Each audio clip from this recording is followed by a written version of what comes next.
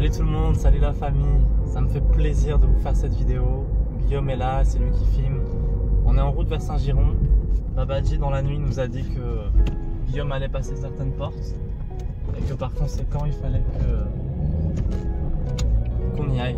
On est parti pour lui. On a passé la nuit dans la voiture.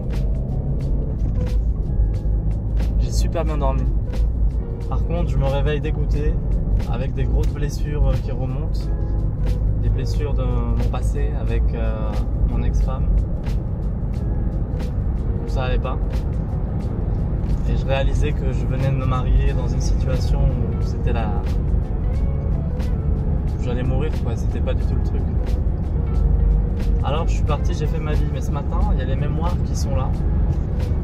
Et du coup j'aimerais partager ça parce que c'est un handicap. J'ai un flux vital qui est diminué de 40% à cause, même 60%, à cause de la fatigue qui s'écoule de la démoralisation et du sentiment d'être pas à ma place, pas au bon chemin. Et donc c'est comme une grosse coupure là, c'est une blessure. Je me lève avec ça et je vais devoir marcher avec ça. Et donc on va rentrer dans la notion de handicap. Je suis handicapé ce matin parce que moi, le vrai moi, c'est... Et je fonce. Mais le moi de tout de suite, c'est dégoûté, ça pique, les yeux ça pique. Alors qu'est-ce qu'on fait quand c'est comme ça? Étape 1, acceptation inconditionnelle du handicap. Attends, avant l'étape 1, reconnaissance de l'handicap. C'est-à-dire dire oui, là c'est pas mon état normal, là je suis pas à fond, je suis pas au top, je suis handicapé parce que si je veux faire quelque chose, mon action est limitée, mon résultat est limité, donc j'ai un handicap. Étape 2, acceptation de l'handicap après l'avoir reconnu. Étape 3, déterminer quel est le chemin le plus court qui va me permettre d'accomplir des choses tout en dansant avec mon handicap. L'idée c'est pas que je me mette à hurler pour aller plus fort. Si tu vas dans l'eau froide d'un coup, tu fais une hypothermie. Il faut que tu ailles doucement. Les dépassements, tu n'es pas obligé de les faire avec de la hargne ou de la violence. Tu peux faire tes dépassements avec respect de tes limites. Ok. Étape 4. Une fois que tu as localisé le handicap et que tu t'es motivé malgré tout à avancer, demande de l'aide à la lumière divine pour qu'elle vienne neutraliser, nettoyer selon le meilleur et transformer le handicap en un élément qui soit l'idéal pour toi.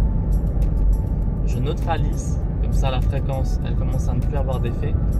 Je demande le nettoyage et la transmutation du point selon le meilleur.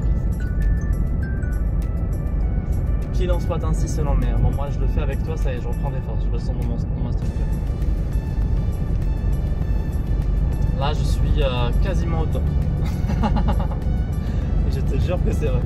J'ai l'œil qui se ravivifie, je sens le soin divin qui commence instantanément. C'est gratuit. À un niveau, t'as pas besoin d'un thérapeute, tu sais. Alors dans mon cas, c'est un peu particulier parce que je fais des miracles. Il y a des soins qui se réalisent. Mais à un niveau, si tu fais que ça, t'as plus besoin de thérapeute. Prendre conscience de ce qui va pas, demander au divin de le neutraliser, de le nettoyer et de le transmuter en cela qui est l'idéal. J'ai fait que ça toute ma vie et je suis devenu gourou. Rendez-vous sur, pour le moment, amnousoleil.fr, rubrique livre, et tu vas pouvoir lire tout mon chemin. Et dans pas longtemps, ça sera ismaelguiri.com, rubrique livre, et tu auras du coup tous les livres gratuitement. Prochaine étape pour nous, là, ça va être d'aller chercher des instruments de Guillaume, saxophone, sitar, cajon, esrage, des choses magnifiques, magnifiques. Et du coup, on est en itinérance. Et tout en étant en itinérance, on va continuer de vrai. Donc là tout de suite, il est 10h30. On se trouve dans un McDonald's. Parce que McDonald's, il a une super connexion, une bonne table. On va pouvoir manger un petit truc et commencer le service. Ciao.